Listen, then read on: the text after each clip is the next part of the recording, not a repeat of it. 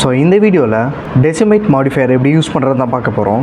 டெசிமைட் மாடிஃபையர்னால் ஒன்றும் இல்லை, ஒரு ஹை பாலி மாடலை லோ பாலி மாடலை சேஞ்ச் பண்ணுறதுக்கு யூஸ் பண்ணுற மாடிஃபையர் தான் டெசிமைட் மாடிஃபையர்.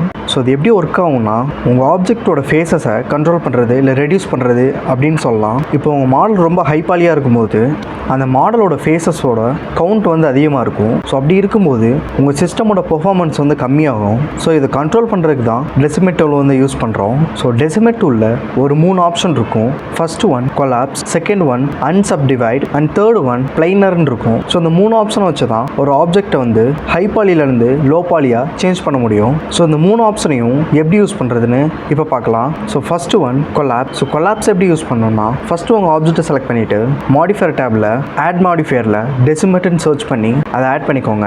தென் கொலாப்ஸ் ஆல்ரெடி செலக்ட் ஆகிருக்கும். ஸோ ஆப்ஜெக்டில் எவ்வளோ ஃபேஸ் கவுண்ட் இருக்குன்னு சொல்லி கீழே மென்ஷன் ஆகிருக்கும். ஸோ இப்போது ரேஷியோவை எவ்வளோ கம்மி பண்ணுறீங்களோ அவ்வளோக்கு உங்கள் ஆப்ஜெக்டோட ஃபேஸ் கவுண்ட் வந்து கம்மியாகும். ஸோ உங்களுக்கு எவ்வளோ தேவைப்படுதோ அவ்வளோக்கு கம்மி பண்ணி ஃபேஸ் கவுண்ட்டை செட் பண்ணிக்க முடியும். ஸோ அதே மாதிரி உங்கள் ஆப்ஜெக்டோட ஃபேஸஸை ட்ரையாங்கிளாகவும் செட் பண்ணிக்க முடியும். ஸோ அதில் ட்ரையாங்கிள் ஆப்ஷனை கிளிக் பண்ணிவிட்டு ரேஷியோ எவ்வளோ வேணுன்றதை இன்க்ரீஸ் பண்ணி இல்லை டிக்ரீஸ் பண்ணி செட் பண்ணிக்கோங்க. அண்ட் செகண்ட் ஆப்ஷன் அன்சப்டிவைட்னா ஒன்றும் இல்லை, ஆல்ரெடி இங்கே சப்டிவைட் பண்ண ஆப்ஷனை ரெட்ரீவ் பண்ணுறதுக்கான ஆப்ஷன் தான் அன்சப்டிவைட்.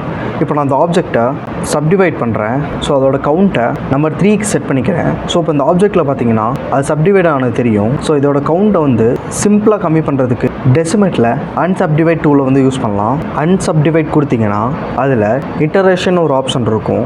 ஸோ கீழே ஃபேஸோட கவுண்ட்ஸும் உங்களுக்கு காமிக்கும். ஸோ இப்போது இட்டரேஷனோட கவுண்ட்டை இன்க்ரீஸ் பண்ணும்போது நீங்கள் சப்டிவைட் பண்ண ஆப்ஜெக்டோட ஃபேஸ் கவுண்ட் வந்து கம்மியாகும். ஸோ உங்களுக்கு எவ்வளோக்கு தேவைப்படுதோ அவ்வளோக்கு கவுண்ட்டை செட் பண்ணிக்கோங்க. ஸோ இப்போ third option planar. So planar எதுக்கு யூஸ் பண்ணணும்னா, ஒரு பெரிய ஆப்ஜெக்டில் நீங்கள் ஒர்க் பண்ணும்போது பேக்ரவுண்டில் நிறைய சின்ன சின்ன ஆப்ஜெக்ட்ஸ் வந்து ப்ளேஸ் பண்ணியிருப்பீங்க. ஸோ அதோட பாலி கவுண்ட் அதிகமாக இருக்கும்போது உங்கள் சிஸ்டம் ஸ்லோவாகும். ஸோ அந்த மாதிரி பேக்ரவுண்டில் இருக்க ஆப்ஜெக்டை பிளைனர் யூஸ் பண்ணி பெருசாக எந்த ஒரு சேஞ்சஸுமே ஆகாமல் லோ பாலியாக சேஞ்ச் பண்ண முடியும். ஸோ இப்போ எக்ஸாம்பிளுக்கு இந்த பெரிய போர்ஷனில் நான் ஒர்க் பண்ணிகிட்ருக்கேன்.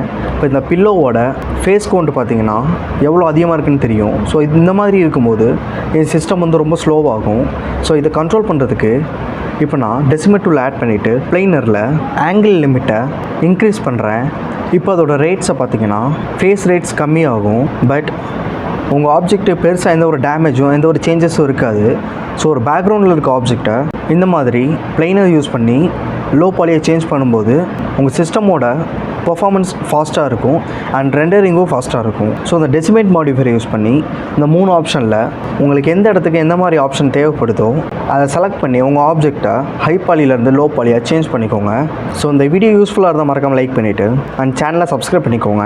அண்ட் இந்த வீடியோவில் நான் ஏதாவது தப்பாக சொல்லியிருந்தா இல்லை மாற்றி சொல்லியிருந்தாலோ அதை கமெண்ட் பண்ணுங்கள், நான் அதை கரெக்ட் பண்ணிக்கிறேன். ஸோ உங்களுக்கு ஏதாவது டவுட்ஸ் இல்லை ஏதாவது கொஸ்டின்ஸ் இருந்தால் அதையும் கமெண்ட் பண்ணுங்கள். நான் பார்த்துட்டு எனக்கு தெரிஞ்ச வரைக்கும் எக்ஸ்பிளைன் பண்ணுறேன்.